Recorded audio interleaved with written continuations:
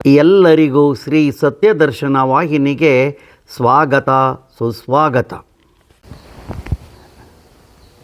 ವೀಕ್ಷಕರೆಲ್ಲರಿಗೂ ನಮಸ್ಕಾರಗಳು.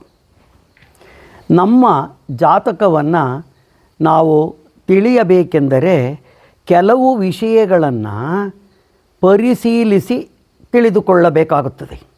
ಹಾಗೆಯೇ ನಮ್ಮ ಮೇಲೆ ಪ್ರಭಾವವನ್ನು ಬೀರ್ತಕ್ಕಂಥ ಗ್ರಹಗಳ ಬಗ್ಗೆ ಮುಖ್ಯವಾಗಿ ನಾವು ತಿಳಿಯಬೇಕಾಗುತ್ತದೆ. ಯಾವುದಾದರೊಂದು ಗ್ರಹವು ನಮ್ಮ ಮೇಲೆ ಹೆಚ್ಚಿನ ಪ್ರಭಾವವನ್ನು ಬೀರುತ್ತದೆ.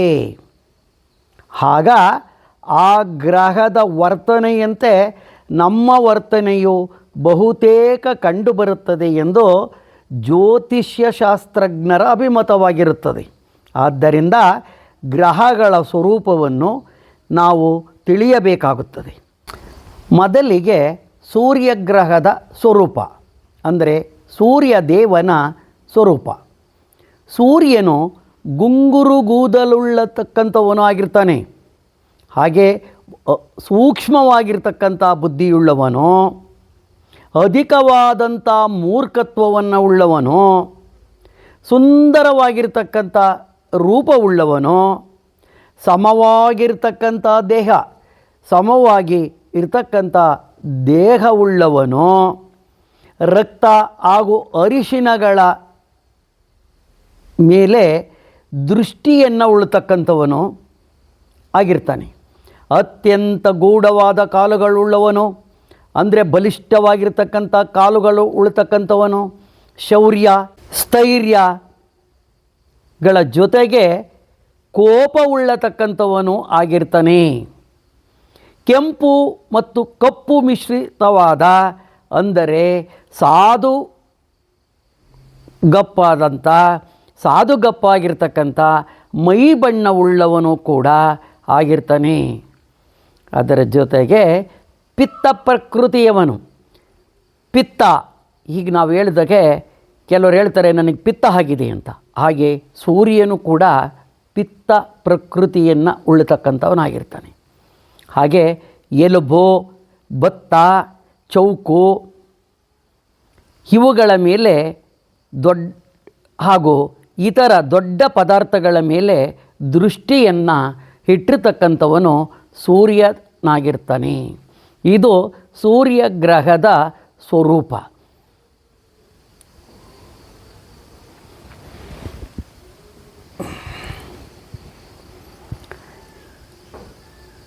ಎರಡನೆಯದಾಗಿ ಚಂದ್ರಗ್ರಹದ ಸ್ವರೂಪ ಅಂದರೆ ಚಂದ್ರದೇವನ ಸ್ವರೂಪ ಹೇಗಿರುತ್ತೆ ಎಂದರೆ, ಚಂದ್ರನ ಸೌಮ್ಯ ಸ್ವಭಾವದವನು.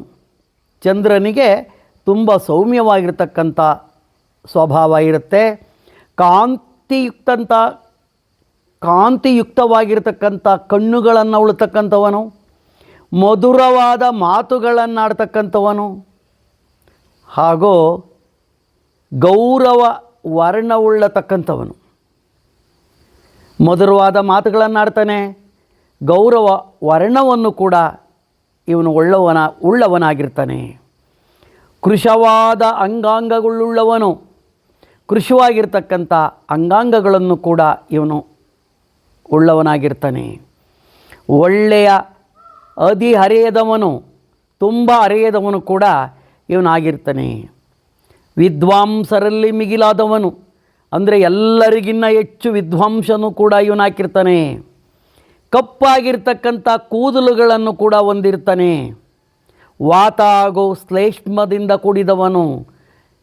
ನಾವು ವಾತ, ಪಿತ್ತ, ಕಫ ಅಂತ ಹೇಳ್ತೀವಿ ನೋಡಿ, ಹಾಗೆ ವಾತ ಹಾಗೂ ಶ್ಲೇಷ್ಮದಿಂದ ಚಂದ್ರನು ಕೂಡಿರ್ತಾನೆ.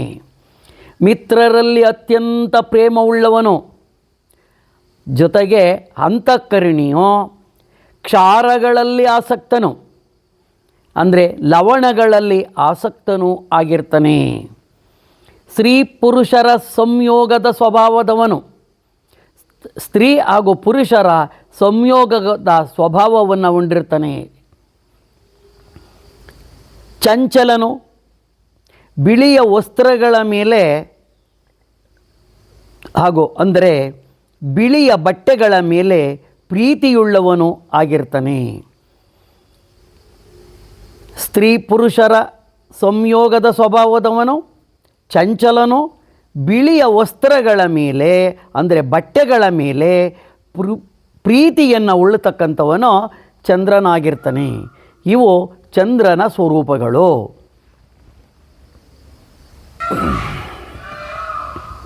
ಮಂಗಳ ಗ್ರಹದ ಸ್ವರೂಪ. ಮಂಗಳ ಅಂದರೆ ಕುಜ, ಅಂಗಾರಕ ಅಂತ ನಾವು ಹೇಳ್ತೀವಿ. ಅವನ ಸ್ವರೂಪ ಹೇಗಿರುತ್ತೆ ಅಂದರೆ, ಅಂಗಾರಕನು ಹಳದಿ ಬಣ್ಣದ ಕಣ್ಣುಗಳನ್ನು ಹೊಂದಿರ್ತಾನೆ.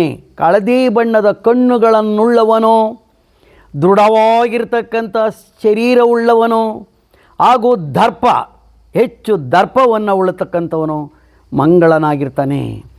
ಅಗ್ನಿಯಂತೆ ಕಾಂತಿಯುಕ್ತನು, ರಕ್ತ ವಸ್ತ್ರದಲ್ಲಿ ಪ್ರೀತಿಯುಳ್ಳವನು ಕೂಡ ಆಗಿರ್ತಾನೆ. ಶೌರ್ಯಶಾಲಿ, ಸ್ಪಷ್ಟವಾಗಿ ಮಾತನಾಡ್ತಕ್ಕಂಥವನು. ಇವನ ಮಾತುಗಳು ಬಹಳ ತುಂಬ ಸ್ಪಷ್ಟವಾಗಿರ್ತವೆ.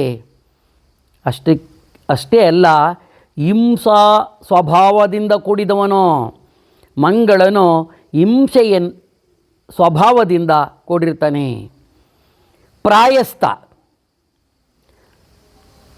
ಪಿತ್ತ ಪ್ರಕೃತಿಯುಳ್ಳವನು. ಇವನು ಪ್ರಾಯಸ್ಥ ಕೂಡ ಪಿತ್ತ ಪ್ರಕೃತಿಯನ್ನು ಉಳ್ಳವನು. ಶೀಘ್ರವಾಗಿರ್ತಕ್ಕಂಥ ಕೋಪಿ, ತುಂಬ ಕೋಪ ಬರುತ್ತೆ. ಹಾಗೂ ಸಾಹಸಿ, ತಾಮಸ ಸ್ವಭಾವದವನು ಅಂದರೆ ರಾಕ್ಷಸ ಸ್ವಭಾವದವನು.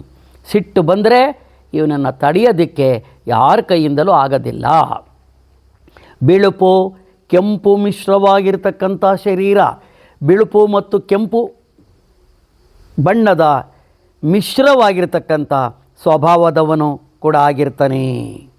ಶರೀರ ಅಂದರೆ ತಾಮಸ ಸ್ವಭಾವದವನು, ಬಿಳುಪು ಕೆಂಪು ಮಿಶ್ರವಾಗಿರ್ತಕ್ಕಂಥ ಶರೀರದಿಂದ ಕೂಡಿದವನು. ಐಶ್ವರ್ಯಾಭಿಲಾಷಿ, ಐಶ್ವರ್ಯಕ್ಕೆ ಅಭಿಲಾಷಿ ಕೂಡ ಆಗಿರ್ತಾನೆ ಇವನು. ಕುಶಲ ಕಾರ್ಯಗಳ ಆಸಕ್ತನೂ ಆಗಿರುವನು. ಕುಶಲ ಕಾರ್ಯಗಳಿಗೆ ಇವನು ತುಂಬ ಆಸಕ್ತಿಯನ್ನು ಮಂಗಳನು ಹೊಂದಿರ್ತಾನೆ.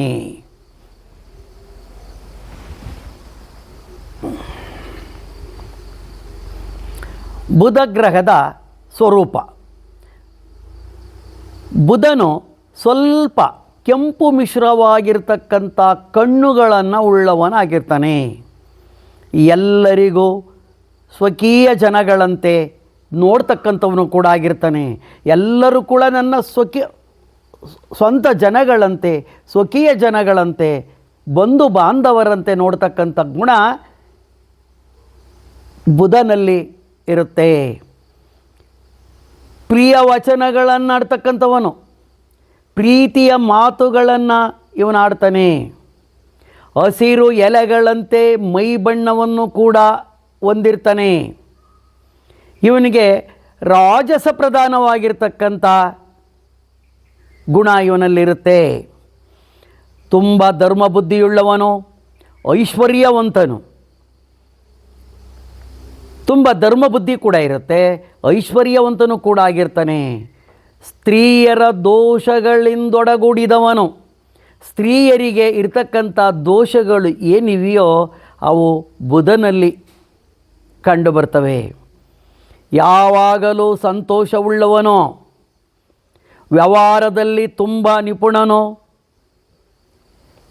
ಶಟನು, ಶಾಂತನು, ವೇಷಧಾರಿಯು, ಚಮತ್ಕಾರವಾಗಿರ್ತಕ್ಕಂಥ ಸ್ವಭಾವವುಳ್ಳವನು ಬುಧನು ಆಗಿರ್ತಾನೆ. ಇದು ಬುಧಗ್ರಹದ ಸ್ವರೂಪಗಳು.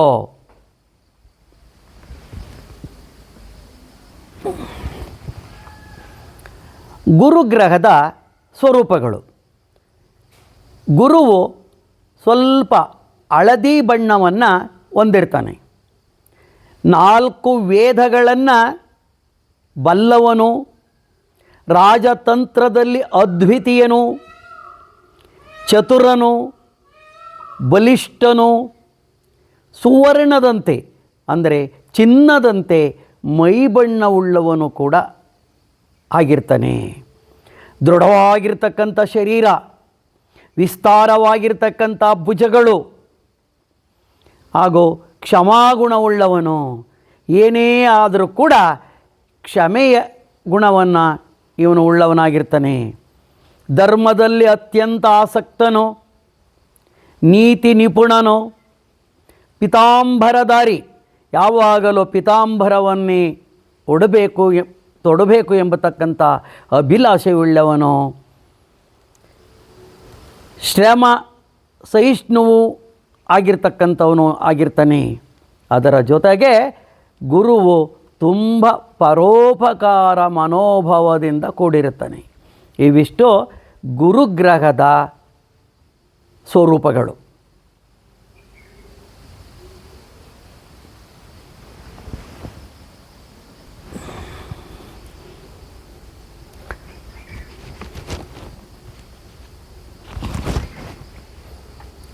ಶುಕ್ರ ಗ್ರಹದ ಸ್ವರೂಪಗಳು.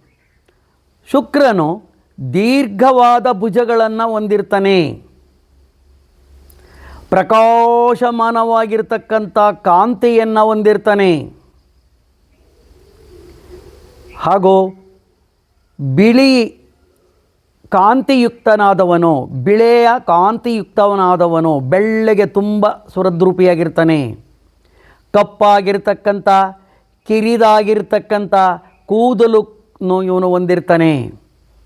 ಕರಿಕೆಯಂತೆ ಹಸಿರಾದ ಬಣ್ಣವುಳ್ಳವನು. ಗರಿಕೆ ಅಂತ ನಾವೇನು ಹೇಳ್ತೀವಿ, ಆ ರೀತಿ ಇವನು ಹಸಿರು ಬಣ್ಣವನ್ನು ಹೊಂದಿರ್ತಾನೆ. ಕಾಮದಲ್ಲಿ ಅತ್ಯಂತ ಆಸಕ್ತಿಯುಳ್ಳವನು.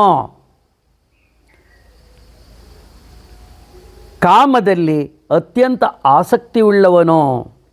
ವಾತ ಕಫಗಳಿಂದ ತುಂಬಿದ ಪ್ರಕೃತಿಯುಳ್ಳವನು. ವಾತ ಕಫ ಅಂತ ನಾವೇನು ಹೇಳ್ತೀವಿ, ಅವುಗಳಿಂದ ತುಂಬಿರತಕ್ಕಂಥವನು ಶುಕ್ರನಾಗಿರ್ತಾನೆ. ಚಿತ್ರಾಂಬರಗಳಲ್ಲಿ ಆಸಕ್ತನು. ರಾಜಸ ಗುಣ ಪ್ರಧಾನನು. ಮತಿವಂತನು. ವಿಶಾಲವಾಗಿರ್ತಕ್ಕಂಥ ನೇತ್ರಗಳು ಅಂದರೆ ಕಣ್ಣುಗಳು ಉಳ್ತಕ್ಕಂಥವನು. ಸ್ವಸ್ಥಳದಲ್ಲಿ ಇರತಕ್ಕಂಥವನು. ಇವನೆಲ್ಲೋ ತಿರುಗಾಡೋಕ್ಕೆ ಹೋಗೋದಿಲ್ಲ. ತಾನು ಎಲ್ಲಿರ್ತೀನೋ ಅಲ್ಲೇ ಇರಬೇಕು ಎಂಬತಕ್ಕಂಥ ಭಾವನೆಯಿಂದ ಇರತಕ್ಕಂಥವನು. ಸ್ವಭಾವವನ್ನು ಹೊಂದಿರ್ತಾನೆ. ಇವು ಇಷ್ಟು ಶುಕ್ರನ ಸ್ವರೂಪಗಳು.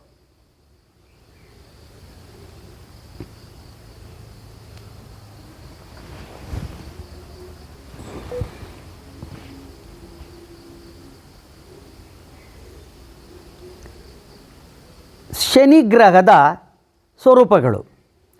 ಶನಿಯು ಬೆಕ್ಕಿನ ಅಂದರೆ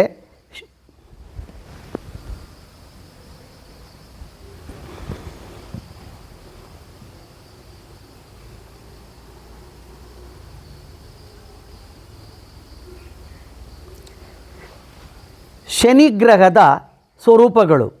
ಶನಿಯು ಬೆಕ್ಕಿನಂತೆ ಹಳದಿ ಬಣ್ಣದ ಕಣ್ಣುಗಳನ್ನು ಹೊಂದಿರ್ತಾನೆ.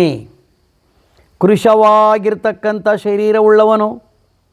ದೀರ್ಘವಾಗಿರ್ತಕ್ಕಂಥ ದೇಹವುಳ್ಳವನು ಹಾಗೂ ಆಲಸ್ಯವುಳ್ಳವನು. ಕಪ್ಪಾದ ಮೈ ಬಣ್ಣವುಳ್ಳವನು. ವಾತರೋಗಿಯೂ ಆಗಿರ್ತಾನೆ. ಅತ್ಯಂತ ಲೋಭಿ, ಜಿಪುಣ, ಕ್ಷುದ್ರ ಬುದ್ಧಿಯುಳ್ಳವನು. ಕ್ಷುದ್ರ ಕೆಟ್ಟ ಕೆಟ್ಟ ಬುದ್ಧಿಯನ್ನು ಉಳ್ಳತಕ್ಕಂಥವನು. ದ್ವಿಜರಿಗೆ ಶತ್ರುವಾಗಿರುವವನು. ದ್ವಿಜರು ಅಂದರೆ ಬ್ರಾಹ್ಮಣರು. ಬ್ರಾಹ್ಮಣರಿಗೆ ಶತ್ರುವಾಗಿರ್ತಕ್ಕಂಥವನು. ದಪ್ಪವಾಗಿರ್ತಕ್ಕಂಥ ಉಗುರುಗಳನ್ನು ಹೊಂದಿರತಕ್ಕಂಥವನು. ತುಂಬ ಮಲಿನನು. ಕ್ರೂರವಾಗಿರ್ತಕ್ಕಂಥ ಸ್ವಭಾವವನ್ನು ಉಳ್ಳವನು. ಅಶುಚಿಯು, ತಾಮಸಿಯು, ಶೀಘ್ರ ಕೋಪಿ, ಅಲ್ಲದೆ ಮುಪ್ಪಿನವನು. ಕಪ್ಪು ವಸ್ತ್ರದ ಮೇಲೆ ಪ್ರೀತಿಯನ್ನು ಉಳ್ತಕ್ಕಂಥವನು, ಪ್ರೇಮವನ್ನು ಉಳ್ತಕ್ಕಂಥವನು ಶನಿದೇವನಾಗಿರ್ತಾನೆ. ಇವಿಷ್ಟು ಶನಿಗ್ರಹದ ಸ್ವರೂಪಗಳು.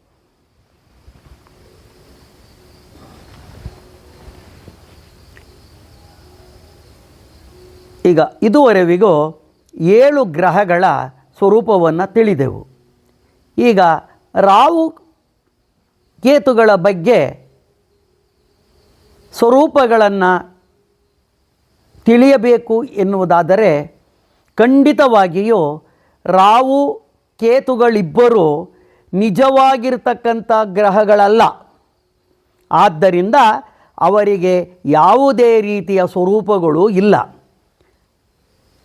ಹೇಗೆಂದರೆ ಪೃಥ್ವಿಯ ಭ್ರಮಣ ಮಾರ್ಗ ಮತ್ತು ಚಂದ್ರನ ಭ್ರಮಣ ಮಾರ್ಗಗಳೆರಡು ಎಲ್ಲಿ ಛೇದಿಸುತ್ತವೆಯೋ, ಎಲ್ಲಿ ಸಂಧಿಸುತ್ತವೆಯೋ ಆ 2 ಛೇದನ ಬಿಂದುಗಳಿಗೆ ರಾಹು ಕೇತುಗಳೆಂದು ಹೆಸರು ಉಂಟು. ಈ 2 ಛೇದನ ಬಿಂದುಗಳಿಗೆ ಗತಿ ಇರುವುದರಿಂದ ಅವು ಗ್ರಹಗಳಲ್ಲಿ ಸಮಾವೇಶವನ್ನು ಹೊಂದಿವೆ.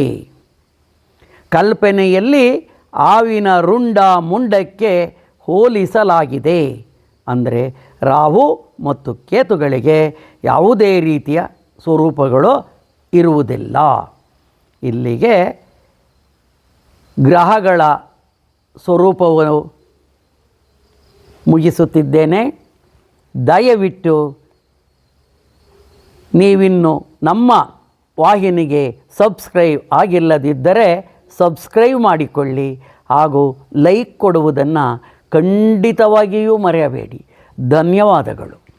ನೀವಿನ್ನು ನಮ್ಮ ವಾಹಿನಿಗೆ ಚಂದಾದಾರರಾಗಿಲ್ಲದಿದ್ದರೆ ಚಂದಾದಾರರಾಗಿ. ಧನ್ಯವಾದಗಳು.